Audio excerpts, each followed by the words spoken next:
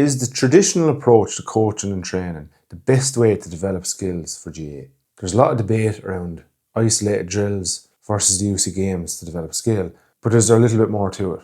Is there somewhere in the middle, closer to the drill side, closer to the game side, or should we be moving from one to the other to make players as skillful as possible, but most importantly, provide them with the tools and the skills needed to be as effective as possible in games? I've been following the work of Philip O'Callaghan for a while. He puts out some really good content on Twitter and through his email list around the best approaches to developing skill. He comes from a largely tennis background, but has also played and done some coaching in hurling, while also being a PE teacher as his day job. And he's helped me reframe a bit how I think about skill development, and how we design practices to ensure players are becoming as skilled as possible, particularly for the right situations. We talk today about looking at skills as solutions to problems, how we can best design practices to make sure players are developing skill in a way that allows them to apply them to game situations afterwards. We look at the use of constraints and the constraints-led approach, and how we can create or isolate what he termed slices of the game to help us develop the appropriate skills for certain situations in different contexts. Philip today challenges a lot of thoughts on what skill is, how we best develop it, and how we may need to not change but evolve our methods of how we coach, and how they may move away from a lot of traditional practice or stuff we see online in videos or in documentaries. I certainly can't say I've fully moved from the old way we would have coached before completely to new methods as Philip describes here. I see it more of a transitionary period, or something we might do a bit of an isolated drill for whatever person, progressing to something more game-like and move backwards and forwards between the two based on what you're comfortable with, but also what you feel the players are getting the most from, what develops confidence while also challenging their thinking and movement solutions. Today's podcast is probably worth a couple of listens to take in the different messages he puts forward, how you can look at applying them to your own current trend situations, and how you can potentially look to evolve your coaching practices over time without having to completely rip up the script and change everything you've ever been doing. I'd recommend people sign up my own email list here to get updates around future podcasts or videos to come out. Follow along on Spotify or YouTube, whichever one you're listening to or watching on. One point I will make about this, Philip was sitting with a window behind him, which you can't actually see, but there's a bright light around him. It leaves him quite dark and looking like a silhouette for a lot of it. So if you're watching on YouTube or the video version on Spotify, he does look a little bit like an unnamed witness in some kind of crime documentary who doesn't want to be identified, but it's just a case of where the lighting was. His voice isn't distorted or anything to make him unidentifiable or anything like that. It just does look a tiny bit suspicious, but he's not trying to hide anything or hide his identity or anything that way.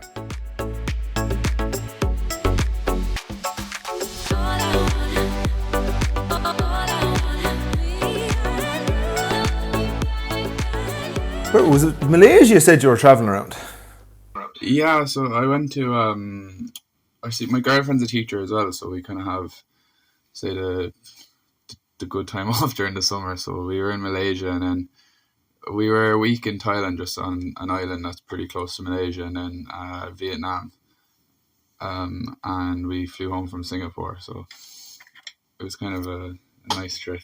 Yeah, it's nice now, and you still have a week or two before you're back in school to... Yeah, well, back next Thursday, so it's kind of getting close. My wife is secondary, she's back next Thursday as well. Now, when people are listening to this, you'll probably be back in school about 2 months at this stage, just to set it up for people. So we've been trying to set this up for a while, just with different things going on, you travelling, not being able to line dates and all, but every time I get a guest on, we chat for a while before or afterwards, and I just look for suggestions. Is there any other people you think I should get on? And so many are like, oh, you have to get Philip O'Callaghan on. Like, when it comes to like skill acquisition, game designing good quality practice, he is the man. Hence why I went after you and spent a bit of time trying to set this up. So we'll start off, because like tennis is your background, and I look at, because individual at double is quite different sometimes to team-based stuff, but like the learning of skills should still translate across the majority of sports. So that's why, even if you could just start off by giving us an overview of like, what are some of the principles of skill acquisition that we should be mindful of or thinking of when we're looking to design quality practice? Yeah, so I suppose it will kind of go back to how we understand skill, and like how we understand what our understanding or even like what our belief about skill is going to kind of influence a lot of the way that we might design practice. So like obviously there's the way I'd view skill would probably be more as a kind of problem solving.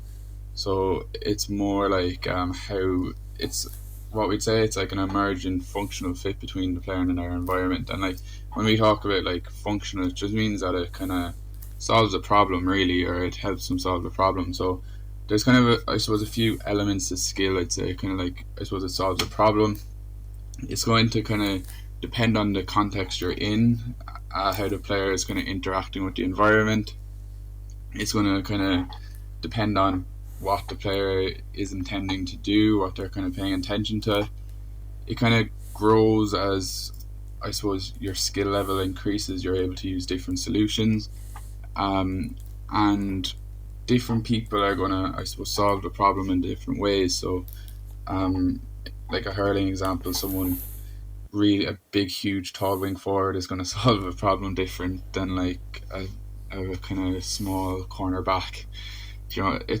Your individual constraints or the kind of your individuality is going to make you or is going to mean that people solve problems in different ways. So I suppose when my approach to skill would be that it's kind of like problem solving. It's about how people can what the solutions they're using have a purpose to solve the problem. I suppose the counter to that might be some people might maybe take a more maybe technique based approach to skill, that it's about like kind of reproducing movements, about kind of having moving in a certain way. So that would kind of obviously there's in between and some people mix that, but that would be kind of I suppose two ways you could view skill, and the way you view skill then is going to influence how you'd approach practice. That technique-based approach, that would often come from the like, there is a technical model of how this skill should be performed or executed. And our journey as coaches is try and bring them closer and closer to that technical model. And that can be quite common, I suppose, especially I suppose I would have seen it quite a lot in tennis, because an individual sport it would be quite difficult. So there'd be like it's quite um you need quite a lot of skill to perform some of the shots. So a lot of the coaches would have been kind of very technique based. And then once you had the technique, then it should just kind of appear in the game. You should just be able to transfer it straight away. And I suppose from my experience, I would have kind of seen a breakdown there, that like some people looked really, really good in practice, but when they went into the game, it just kind of completely fell apart, or they weren't able to play the game effectively. So yeah, I suppose it happens in quite a lot of sports, like people kind of doing drills to kind of this is the way you need to do it, and just kind of drilling. Um, and yeah, that I suppose that would be more of the kind of technique based approach, I suppose. And over the last while, like I've become more aware of this stuff, and I'm thinking, okay, maybe it's not always a strive towards that technical model. That it's probably not going to translate across to the games or the problems we face or the situations we face in games. But I do see sometimes that the technical model can be when I'm observing someone perform a skill as a coach, whether it be in isolation or not full game representation, but some form of like open environment. It serves as a checklist for me to go down through. Okay, if it's not going right for whatever reason, that's my checklist to start looking at, and that might then help guide my intervention or the feedback I give. Is it useful in that way, or is it still just about solving the problem that's there in front of us based on what the problem might be? Yeah, I suppose if I was looking at it, like there are, and even if like anyone that's been observing or coaching sport, like there are more effective ways to move. And there are going to be some, I suppose, principles behind good movement. Um, I suppose when we're looking at those, like I suppose performing the skills in those kind of like isolated environments, or what's really lacking there is a kind of context.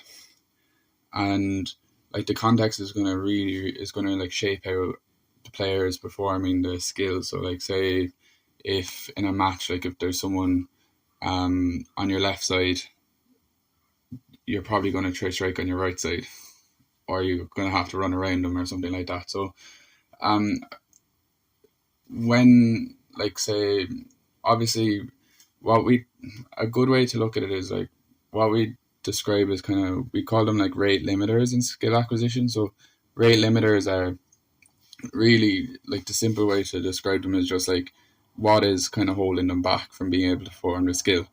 So is it their strength? Is it they're not picking up the information? Um, is it they don't feel confident? Is it that um, their hurley's too big for them? Is it something? It could be anything, and it's just trying to kind of, as a coach, it's quite important to really think about like what is it that's holding them back. Like sometimes like you hear stories of like people not being able to do something in a certain context, but changing the context slightly, and they're able to do it perfectly. So it's, I suppose, one of our kind of key jobs as a coach, if we're trying to improve someone's skill, is kind of really identifying what that rate limiter or what is it that is holding them back. And just one last bit on the general principles there. Does it differ when it comes to like open based sports? I mean, like, you know, your team games, and even tennis is like, it is largely open. You're reacting to what your opponent is doing and the way they hit the ball and the gap they might leave for you to hit the ball into, versus like a sprinter, a high jumper, a shot putter. Is it, even though like it's execution of a skill, is it actually a completely different way of looking at it, and that striving towards a technical model probably is to an extent going to improve the performance, whereas in those more open chaotic environments it may not be? Yeah, there probably is a small, like there, obviously the more open a sport is, the more the context changes, the more like people have to be able to adapt. But I suppose even in some of the more close skill sports, there's still like the environment or the context is going to be changing between every kind of performance. So like if you were training in Ireland in the rain, and then you had to go run in the sun in Spain, the context is going to be different. The wind could be blowing into your face rather than behind you. The nerves of the performance are going to be impacting you, and you're still going to I suppose have to adapt to the context. How much you have to adapt is obviously going to be a little bit less, the less chaotic the sport is, but there are still going to be like adaptations you're going to have to make. And I suppose one of the kind of key pieces behind something like the constraints-led approach is like the idea of like repetition without repetition, and like that idea is that like you can't repeat the same movement over again. The context is going to change. What's really important is about like achieving the same outcome. So you're going to have to adapt slightly to achieve the same outcome. Like um, what the what that came from was like it was an experiment. It was in the 1940s, I think, by a Russian scientist called Nikolai Bernstein, and he studied blacksmiths, and like really skilled blacksmiths, and it was to study how, like, it was to try increase the productivity of the workforce in the war. And what he found was that like the skilled blacksmiths, even like a simple movement like hammering a nail, there was small little adjustments in every rep, but they still hit the nail perfectly every time. So that's why you call it like repetition, or that's why it was called repetition without repetition, because like they repeated the process of solving the outcome, not just repeated the same movement. So it's, you're repeating the task, you're trying to achieve the same solution each time, but the process to achieve that solution differs. So, like, on a real basic example, if you're playing a game of Bulldog and I have to get from this line to that line and you're standing in front of me, the task is get from this line to that line, but the process to get there, I might cut left, I might cut right, I might do a dummy and cut, 1,000 different ways to actually get there, but this line to that line is still the end goal. Yeah, Same with like a free taker in hurling, you're hitting the ball, but if you're taking from 21 metres out straight in front of goal versus 85 over to the left, you're rising the ball, you're hitting it and getting it over the bar. But if you're to, like, you know, break down, do a motion analysis of the strike, it is going to look a bit different. There are going to be alternations in it each time, and the wind, everything else like that are going to be factors that change that too. yeah, and even your pickup, I suppose the ball might be 10 centimeters higher, 10 centimeters lower, 2 centimeters higher. Even the wind might be coming from the right. I don't know. There might be something moving behind the goal. It's just going to be small. Like it's not big drastic changes. There can just be small changes in the task, but it's just going to require you to adapt slightly every time. And that brings us nicely on to then how we help players adapt in those situations. And one of the points I made, I sent on to you beforehand, were around like creating representative environments. Can you give us a bit of an explanation of what that is? Then we might dig into a few examples. Yeah, so I suppose representative environments, it comes from a principle called representative design. And represent that from that came representative learning design. So what I mean, the kind of premise behind it is that you want to kind of replicate the key information from the performance environment in your practice tasks.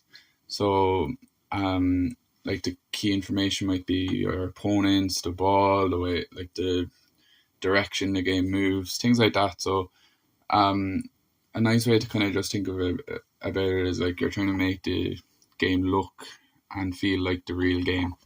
It The key point I suppose is that it's not like exactly like the real game. So like obviously in hurling 15 against 15, you're not just going to play 15 against 15 all the time. You can break it down to 2 against 1, 3 against 2, 3 against 3, like whatever numbers, but you're just trying to keep the key information from the task present. So that would be like representative learning design. You're kind of preserving the key information for learning, for adaptability in the practice task. So the players get used to adapting to that information, and then that will kind of help them become more adaptable then in the game when they kind of meet similar problems. And are we doing that with, like, say, our general game principles in mind? Sometimes we might just play a game because we saw it, or play a game because it drives intensity, versus setting up a game that aligns with our style of play, so that we're representing the environment within which we want those tasks executed when it comes to game day. Yeah, so I suppose a lot of the stuff like we're going to be talking about here is kind of related to skill acquisition. So if we're trying to help players like develop their skill, um, you might, I don't know, if your goal was for 5 minutes to really increase the intensity and skill development wasn't your goal, you might use it slightly. Your like representative design mightn't be at the forefront of your mind. You just want to up the intensity. But when like skill learning, or when we're trying to help players become more skillful, which is going to be a lot of every session, you want to kind of make sure that the environment is representative. So like you are kind of simulating or kind of replicating the key information in the environment in those tasks. So like sometimes you see like games where like say possession for keeping, or just for the sake of it, like 5 passes in the zone, it's a score, and it's kind of not representing the game because it's like they're just passing for the sake of it. There's no purpose behind the pass. So you're trying to kind of make as much of the actions kind of purposeful as possible, kind of give it a direction, um, and things like that. So that's kind of what we mean by representative learning design and when you kind of use it. And if we're to shift back a bit, like to younger players, especially when they're, so say like I think of that now as like late adolescent to adult, and we're just trying to make it more representative of the way we want to play. But if we go back to, say, children who are potentially learning the skills of hurling or football or camogie or LGFA for the first time, like I used to be very much like, let's make sure they get the key points of this, or some transition more to like hit the ball. And if I see, like, using my checklist in my head, something that's a barrier to this being successful, and I think with a bit of feedback or a bit of guidance I can change that, I will. Otherwise, go again, and just let them practice it a number of times. And like I said, if there's a major issue there, try and address that. But otherwise, sometimes it's just from repeating the task, and a little bit of figuring it out themselves might be as effective as giving all these cues or technical points. Yeah, and I suppose it goes back to like what is it that's actually like, or why is it that they can't complete the task? So sometimes it might be that, I don't know, the equipment is too difficult for them, so you could change the ball to something easier. You could reduce the number. So like especially with like younger players, a lot of the time, like if like I'm a PE teacher as well, so I do some of this in PE teaching. Is that like you'd have like 2 against 2, 3 against 1. You're using like really small numbers, so they're getting loads of chances to do it.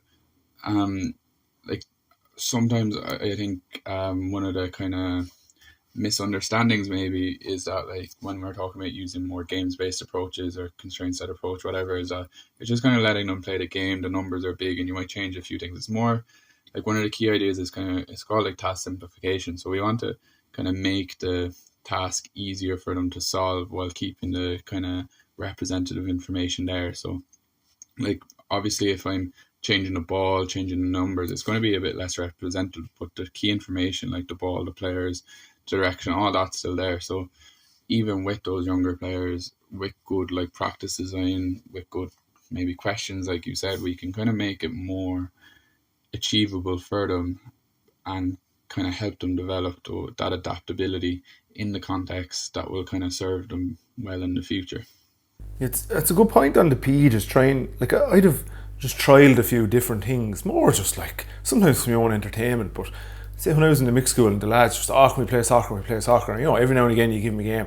But over the course of years, I never noticed them getting better at soccer because it's generally medium to large sided and there's no real intent to getting better. Whereas when I'd have been doing badminton and basketball, I moved away from the first couple of years trying to do the odd drill, but always just come up with different types of games. More just as experimentation. And I would notice like huge improvements in their ability to play. Now, largely coming from quite a low base, but they got so much better at both sports. Just from like these little tweaks in games of the 1v1s and 2v2s, or even the odd 4v2 in badminton based on weaker versus stronger players, and doing a load of 2v2 and 3v3 in basketball with very little instruction on how to get better. The odd little point, a barrier to something happening, and addressing that. Otherwise, they just got so much better from playing these games in loads of different environments. I think sometimes we're nearly afraid to bring that into our traditional GAA coach. We're like, oh no, I need to show these, or I need the parents who are looking on to see that I know the technical points of this skill.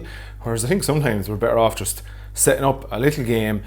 If there's some weaker players we want to give more time on, just completely overload one team and be mindful of the amount of time we're in it for the underloaded player, the underloaded team, so they're not getting dogged. But otherwise, it's just give them environments to actually trial out the skill and adapt it themselves with a little bit of guidance based on the task they're trying to solve.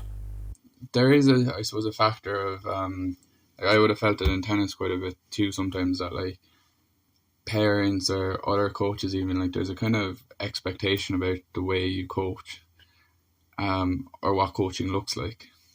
Like, a lot of people, especially like tennis was a small bit different in some of the places I was working in, that like they were paying quite a lot of money for a lesson, so they expect like constant feedback, constant whatever, and like you giving them technical instruction all the time.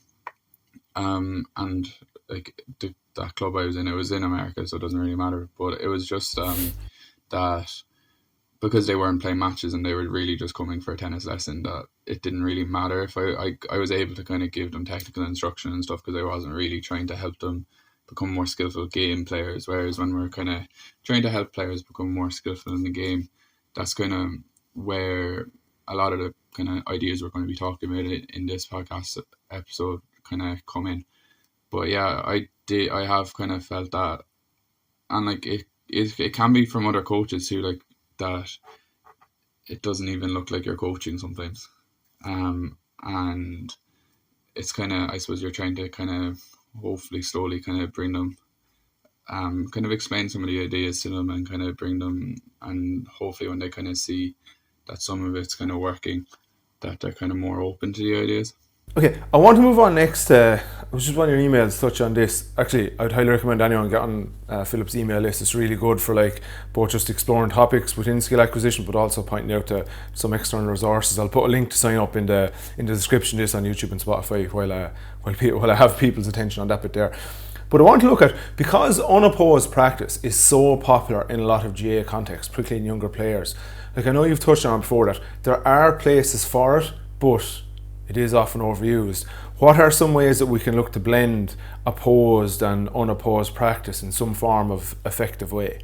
Yeah, I suppose if we kind of take a step back and look at the way that, like, I suppose people develop skill over the years, is that, like, I suppose 30, 40 years ago, even 20 years ago, we would have spent a lot more time kind of playing outside, and between sessions I would have been playing hurling with the lads all the time outside, going up to the pitch and stuff like that.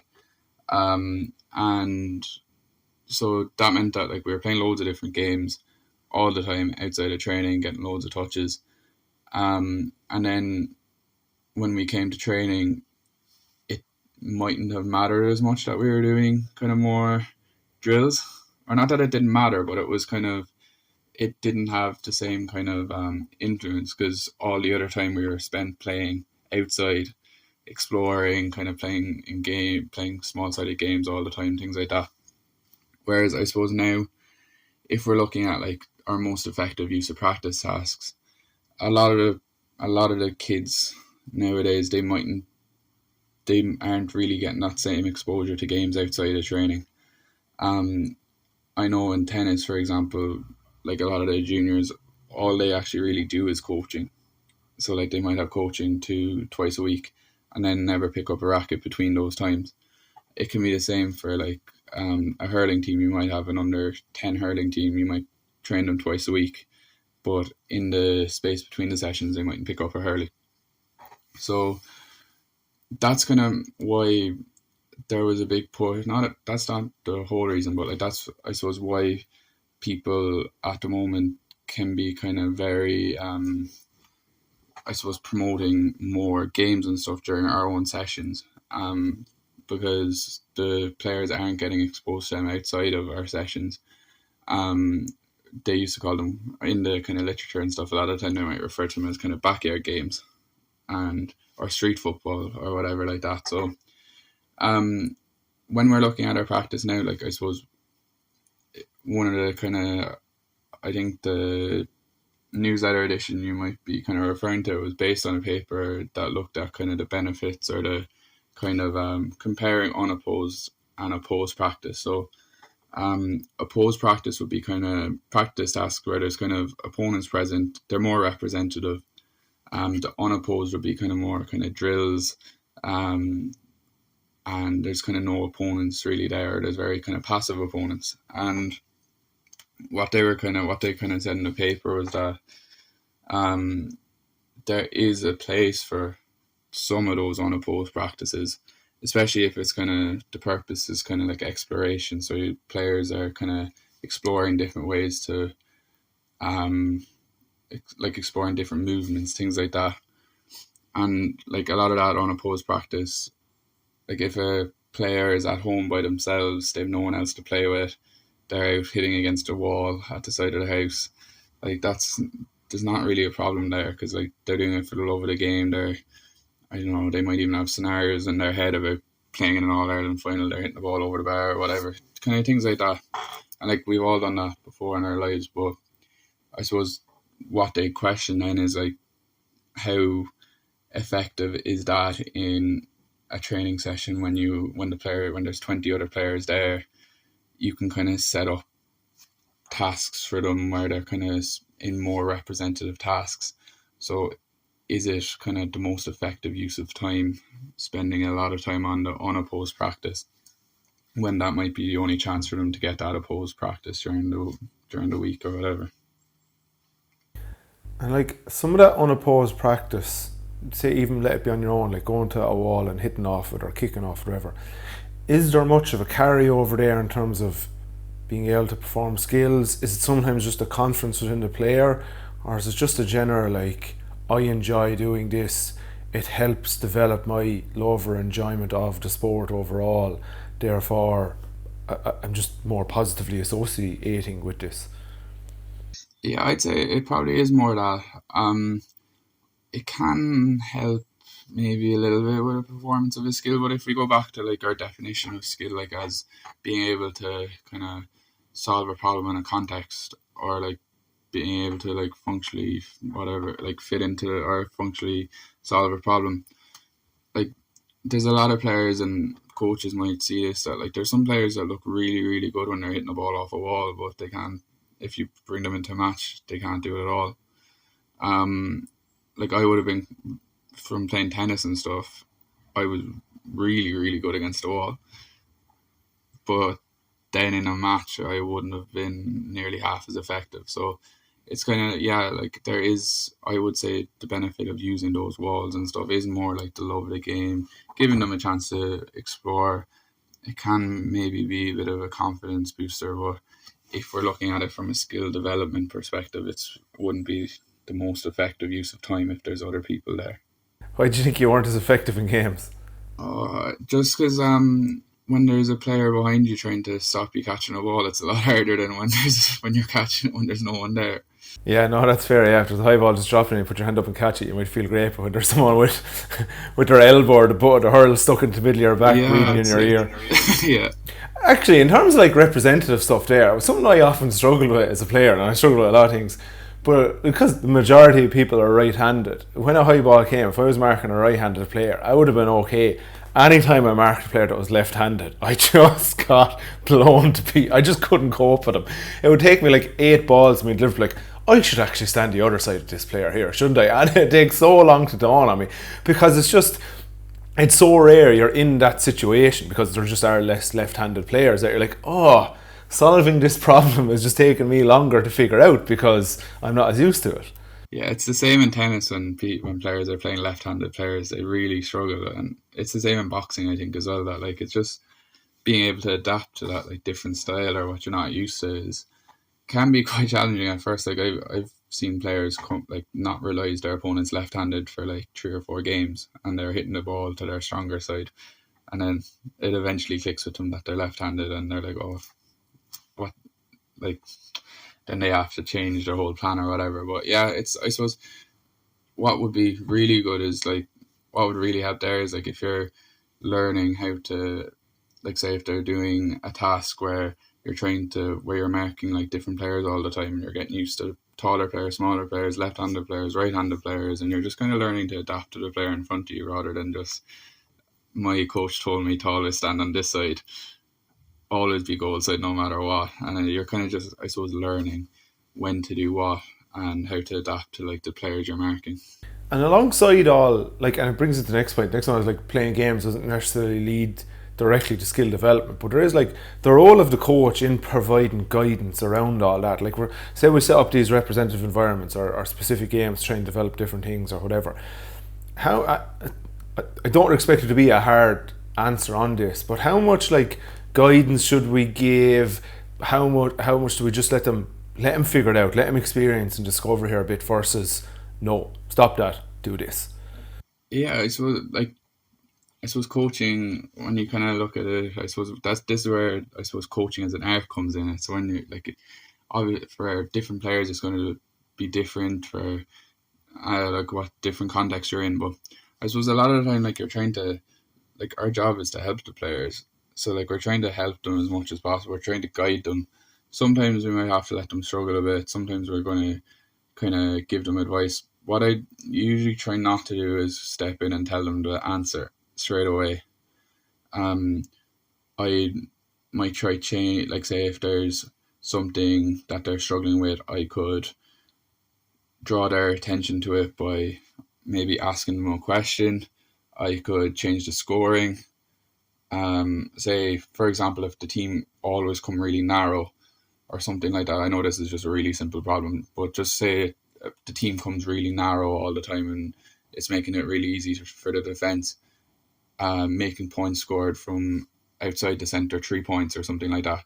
You're not like saying, oh, you have to now score from outside the center. You're still saying, oh, you get 1 point from the center, but it might be worth trying to go out here because you get 3 points if you do it. But you're still kind of giving them the freedom to, I suppose, solve the problem. You're kind of guiding them. It's kind of like guided discovery, I suppose. And then sometimes you might question them. Sometimes you might change the defend. You might kind of change the opposition, or you might constrain the opposition. Sometimes, in the end, you might have to just tell them. It's probably not like I wouldn't do it that much, but sometimes it's just like, well, have you tried this? But yeah, I suppose there's no like definitive answer, but as much as possible, I try let them figure it out, or like guide them to figure it out. I know sometimes Philip Kerr suggests people using this, but pick 3 teams in training, have 2 playing and 1 observing, and sometimes even just the observations from the team watching and what they say can have more of an impact on the players. But it's also just a bit of a learning tool for the players who are observing, because sometimes they're so engrossed in playing games themselves they never actually notice what's happening within a game and just standing back and watching. And then you as a coach asking them, what do you see happening there? Why do you think that's happening? Would you do anything different? Can open things up when they get their chance to go on and play or give feedback to the 2 teams that are currently playing. And like I suppose that's a really good use of the players that you have, that like you're involving them.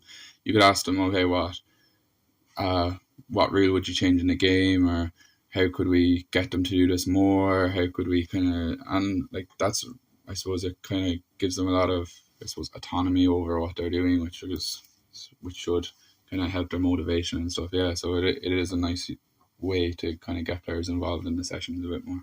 And they're on just like, we'll probably merge the two of these a little bit together. How, like, playing games doesn't necessarily lead to skill development based on the type of game you're playing. If you're constantly going up and doing 15 on 15 and trend, particularly with younger players, there's a good chance some of the players never even get the ball, or never, I know it's not all about getting the ball, but they never are in a situation where they have to solve a task such as even stopping their player getting the ball, or opening a bit of space for another player because it's just so overloaded, or a couple of stronger players might dominate the game. So are there any like key guiding principles here we should use when it comes to game design with a skill development focus in mind? Yeah, so I'd like say for example, if there's a player on the team that's, or if a lot of the players on the team are really struggling striking the ball off their weaker side, so one, in a game they might completely avoid that. They'll only use their stronger side because they don't want to use their weaker side. Two, in 60 minutes of a full game, they might get two opportunities to do it. So what we try to do then is we kind of try to create a problem in this session, or like a game that promotes that, say, weak-sided striking, and so that they're getting loads of repetitions, but we're changing the problem slightly every time. So like the repetition without repetition that we kind of talked about earlier. What I'd like, what it's about is it's kind of, we're trying to find the problem from the game. And a nice way I've heard it described is like you're trying to create a slice of that game then in a practice task. And then you're giving them lots of problems to solve, or you're giving them that problem to solve in different ways. But we're trying to, like, I suppose in that game, we're not saying you have to shoot on your left side every time. It might be, again, we're giving them 3 points on your left, 1 point on your right. But so if the player just stands on their left, they can go on the inside and score off their right side, and it's still a point. So you're kind of keeping the defender honest, you're kind of keeping the problem representative, but they're getting way more chances to kind of work on it rather than just kind of, this is why it's kind of, I suppose, not just play the game. We're kind of creating those slices of the game that they can kind of learn from. And in that, are we generally looking at developing a skill across the group, or are there times where we can make minor adjustments based on a couple of the individuals in front of us? Yeah, it's going to, again, it's going to depend on the group in front of you. So like, say in a P class, sometimes I might have kind of 3 different versions of the game. So a kind of slightly easier version, a kind of middle version, and a kind of more challenging version. And I'd kind of give the players, or give the students or whatever, a choice of which one they go to. And a lot of the time they kind of, I would say 98% of the time they go to the one that I would have put them in anyway. Sometimes they go to one because their friend's there or whatever, but it doesn't happen that often. But what I would say is that, like, in those games you can give, if there's a player that's really, like, saying, if we were saying the weak side example still, if there's a player that's really, really good on their weak side already, we can give them a slightly different challenge. Like, it's kind of, as a coach, I know it can be tough if there's 2 coaches and 30 kids and they're all different. But like, if you get a chance that you could have a whisper in his ear, oh, this is your challenge for this game. I'll be keeping an eye on it, or you keep your own score and tell me at the end, something like that. Just so all the players are getting as much benefit as possible. Does it always happen in an ideal world? Maybe not in a big session like that, but if there's enough coaches, if once the players are kind of used to it and you mightn't have to be watching everything, you can kind of do small things like that, and it can be really effective way to kind of engage every player. Good, and that brings us on to like kind of the last bit, kind of one of the bigger things I really want to jump into today is like just that, looking at using constraints manipulation, or constraint to forward, and that, like, for a long time I would thought the constraint is you're putting a limit or a cap on what they can do, but you've given nice examples there of how you reward what they can do to encourage a behaviour as opposed to stop the opposite or alternative behaviours. Yeah, I suppose when you think of a word constraint, even in your own head, it's kind of like a barrier or something. It's kind of something that stops someone doing something. Whereas, like, when we're looking at a constraint in coaching, it's more like we define it as a kind of like factor that kind of shapes or guides someone's movement. So when we're in when we're using constraints in coaching, we're not using them to kind of stop something. So like a mistake I've made before is that like saying, not that you can never ever do this, but it's something that I wouldn't do that often, is like you have to. So like you have to only kick with your left. You have to take one touch. You have to, and it's kind of giving the answer to someone, or even like you have to perform the skill in this exact way. Um, Whereas with the when we're using the constraints led approach, we're kind of trying to, I suppose, we're using them in a skillful way. So like a lot of coaches, like a lot of there's some like great examples in sports already of like constraints, like using smaller pitches, using size three balls, using size two, using those big slitters, the Gaelic Games slitters, I think, or whatever they're called, with the young kids. Kind of things like that. That's all kind of changing equipment and stuff to make it easier, changing the task. So when we're talking about like say manipulating constraints, we can there's kind of three categories. There'd be task constraints, which would generally be like the rules of the game or like the things to do with the tasks. It could be equipment, it could be space, it could be time, anything like that. We have environmental constraints, a bit harder to manipulate, but sometimes you can. So like the environment can be the physical environment, it could be the weather, you could be indoors or outdoors, it could be the time of the day, things like that. It could be the surface you're on. Like think about how playing hurling on a 4G pitch versus a grass pitch, like the differences there.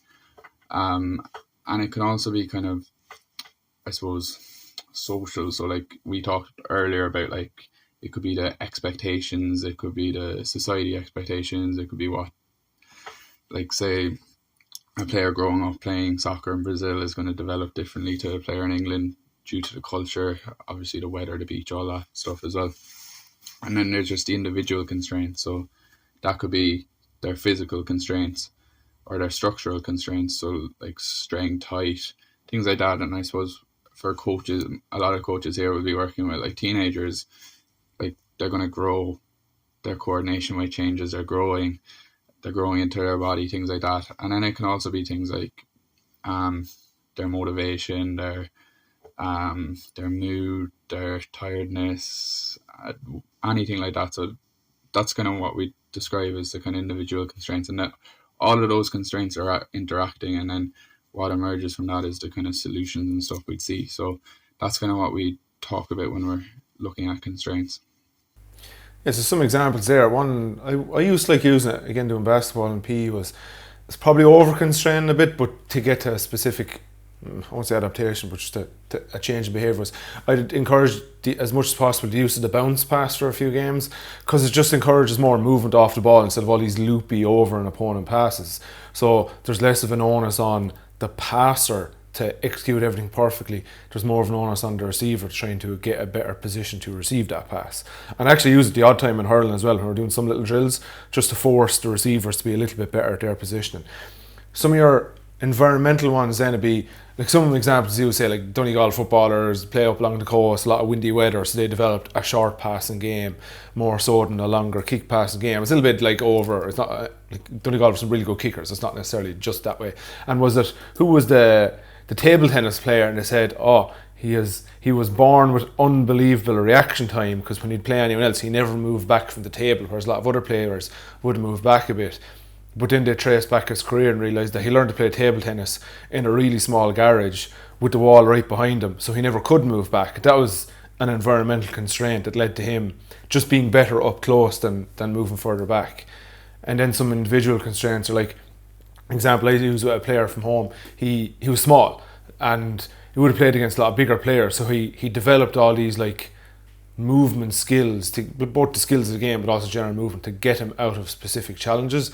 But then when he got to 17 he had a growth spurt, so now he's this big strong fast player with all these really good hurling specific skills and movement specific skills, and being smaller and having to cope with those led to him being a much better player when he did get a growth spurt. Like actually, example from The Last Dance, Scottie Pippen was I think a point guard growing up because he was small, developed all these good point guard skills, and his growth spurt at like 19, 20, 21. So now he had size with all the ball handling skills. Yeah, there's brilliant examples from like I suppose loads of different sports of kind of like people's unique circumstances kind of shaping how, like that table tennis example. There's been ones in tennis as well where they've kind of learned tennis playing in a swimming pool, like in a swimming pool that the water was taken out of during the winter, and so they have to really take the ball early. Um, there's there's loads of different kind of cool examples from sports. But yeah, I suppose it's just kind of showing that like the factors or like the unique kind of attributes of someone is going to kind of influence how then they solve the problems in the future. And it's just even just being aware of it is kind of good for a coach. Like knowing that okay, this person's this person like especially coaches working with kids like that. Okay, this kid like say if a kid is relying on his strength because he's way bigger than everyone, is there a way that I can challenge him so he's not just relying on that strength? Because when all the others catch up with him and get as strong as him, that's not going to work.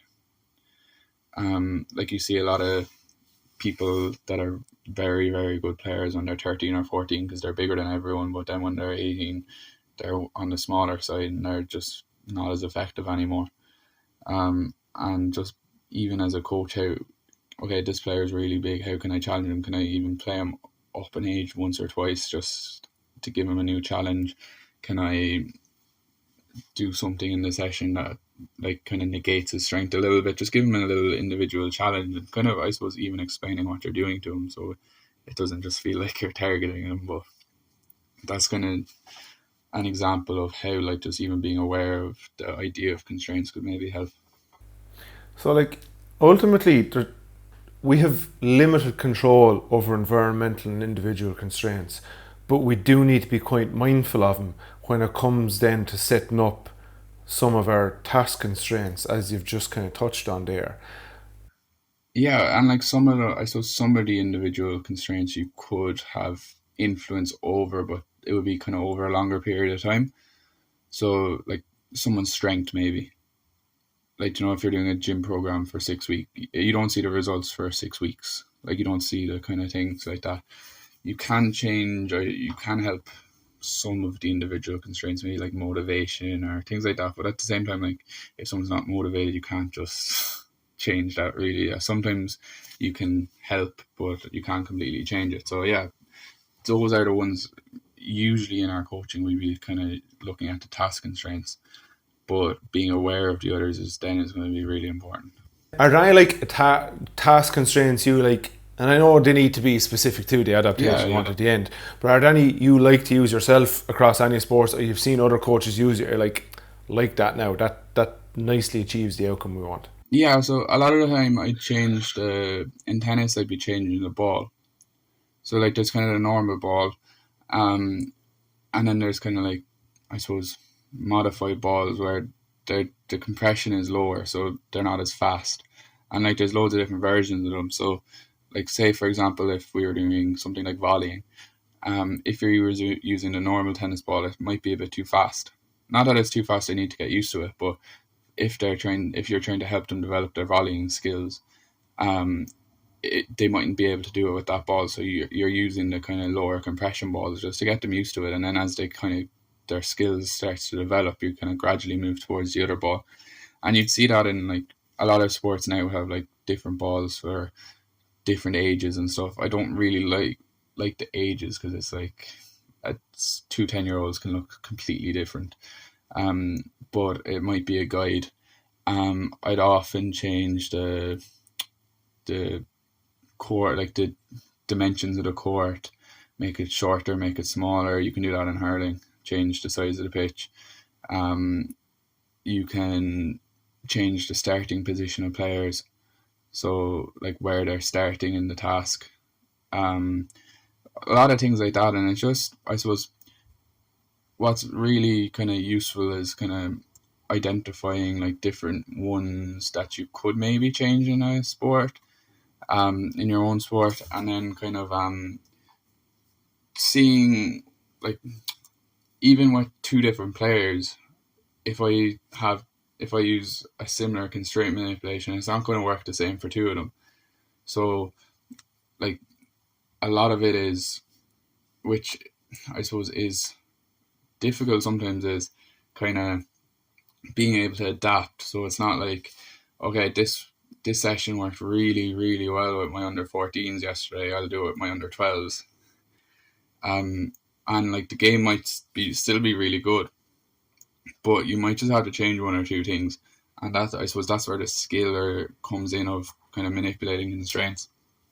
Um, so like it's a nice idea to kind of identify a lot of common ones you could change, but kind of then understanding that with the different groups, different players, that the same manipulations mightn't work out the exact same way. So you just have to kind of be ready to adapt. And like, there's no problem with changing your task design slightly to suit the players in front of you. Yeah, I remember I was training the under 18 and a half camogie team in school and under 16 hurling team at home. And I thought, oh, I'll be able to reuse a lot of the same stuff. There was no carryover. Like anything I said, I'll come up with this new thing and try it with under 16s, try it in school. Nah. Same thing in school, something worked really well, try it with lads at home. Nah. I just ended up doing two completely different things in both groups because of any amount of varying things there. Something I'm always finding that GA, particularly underage coaches, they're so afraid to change equipment because like, oh no, we have to get them ready to play the real game. Whereas I think sometimes just sidestepping that for a little while can make the real game so much easier when they do come back to it. And one in particular like is the local club here in coaching officer, and I do a little bit to some of the coaches and say like, the younger players are often they're fearful of catching a ball, and you're like, it's a big heavy slitter coming at like an 8-year-old. It can hurt if you don't catch it right. And I'm like, try foam balls, even try badminton shuttles. They're a little bit harder to catch, but they move so much slower that it's easier to get your hand and body position in the right place. But they're still very wary of doing it. I think it's something we don't give enough consideration as changing equipment where it might be useful. The other one I was going to ask about there is, and it was a episode that went out there a few weeks ago with Brian O'Boyle. He said they actually changed rules within games to like be illegal within the game. So allow players to take 8 steps, or allow them break the rules of the game within specific ones you're doing to change overall behaviours. It's another one I find some coaches are afraid to. Oh, you can't do that. You're not allowed to do that in a game. But I think sometimes to help players change the behaviour to achieve the task we want them to achieve, it is worth doing it for a while. It's not going to lead to it happening all the time. Yeah, no, they're both great examples. Like sometimes it's not like, especially with our younger players and stuff like that. At the end of the day, if they're like, if what you're doing in your session isn't helping them, like you're helping them become more skillful, it's not really about winning the game at the weekend. Um, so like, if you are using stuff like tennis balls, shuttlecocks, things like that to help them catch the ball, yeah, it mightn't help them. Like, it will help them develop their ability to do it when they're older, or like even in 2 or 3 weeks' time. And I suppose it's just about kind of maybe having a kind of longer term view of what skill development is. And it's not kind of just about like being able to do it in that session. So if they're not able to catch the sitter in that session, but they get really good at catching the other stuff, and then it takes them 2 or 3 weeks, but they get good at catching the sliotar, like that's perfect. That's kind of nearly exactly what we want. If I suppose the barrier to them being able to perform the skills because they're afraid of catching the hard ball, then we can just change that hard ball for a small period of time to get them more used to it. And you kind of be surprised about how fast they kind of get comfortable catching it, and then they kind of overcome that fear. Last little point there, when you were touching on environmental constraints, you mentioned around social constraints and something I often wonder is around coaches' expectations of players. I would notice like some coaches of players that in the same situation they'd give very different feedback or guidance to different players, and that like, so the better player on the team might wander back towards their own goal and be like, get that ball in your hand now and break out with it, whereas another player perceived weaker, when you get to that ball, just hit it away. Like that'll completely change how they approach certain situations of games just based on that expectation from the coach. Yeah, I suppose it's kind of. I would probably never tell a not that I wouldn't tell them to just hit it away. Like there might be times that they'd have to do it, but No, I'd completely agree there. I like it was straight up bad coaching, but it does show how the coach's expectations of a player does change their behaviour in games. yeah. But I suppose, like, say in an under 12 game, yeah, like as you said, it's not really something that we'd be doing, telling an under 12 to kind of just hit the ball away. Like obviously, if they're by the goal and it's a skill that like even an intercounty player is going to try to get the ball away from the goal maybe. But I suppose it kind of comes back to maybe the not focusing so much on the result of the game for those ages, and kind of putting skill development or player development at the kind of focus. Because if player development was your goal, it's probably not. You're probably not going to be shouting that at players, maybe. Yeah, no, that's really good. But I'm trying to get all guests to finish off with just two little things. One thing that's underrated, one thing that's overrated. It can be related to your area of expertise, sport in general, life in general. I don't mind where it goes from. Overrated would be, I suppose, looking at, I suppose, if you're looking at, I suppose, young players, overrated would be how well they're doing when they're kind of under 11, 12, 13, 14. And underrated would be, I suppose, the value of like how our understanding of skill can enhance our coaching. Oh, go on, you may expand on that.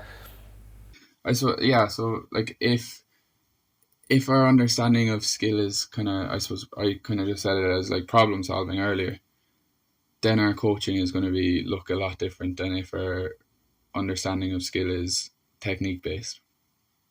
So I suppose what I'm maybe alluding to is that, like, I suppose our beliefs or our understanding around skill, how much of an influence they have on the way we coach, is probably underrated. Yeah, because we're probably trying to set up our practices a little bit differently, or we're planning our practices differently. Yeah, we would be setting it up depending on like what our understanding or what our beliefs around skill is. Okay, yeah, that's been really good. Philip, thanks so much for your time. It's something I've been looking forward to for quite a while, to get more on skill acquisition there. If there's anything you want to plug or shout out there, I mentioned your email list already. Saying that newsletter there is highly insightful, but if there's any other bits, socials people can Yeah, follow I you suppose on. if you were interested in some of the ideas, yeah, just the email list is probably the best place. Or um, I post on Twitter sometimes too. I haven't really been doing that consistently recently, but yeah, the email list, I kind of send out a newsletter every 2 weeks at the moment. Just kind of with some skill acquisition, kind of going through some kind of research papers and things like that, and kind of trying to make them a bit more accessible for coaches and kind of giving some practical takeaways from them. So if you are interested, you could check that out. That's excellent, Philip. Thank you so much for your time, and hopefully we'll get you back on again in the years to come to dig into a few more bits. Yeah, I'd love it. Thanks for having me.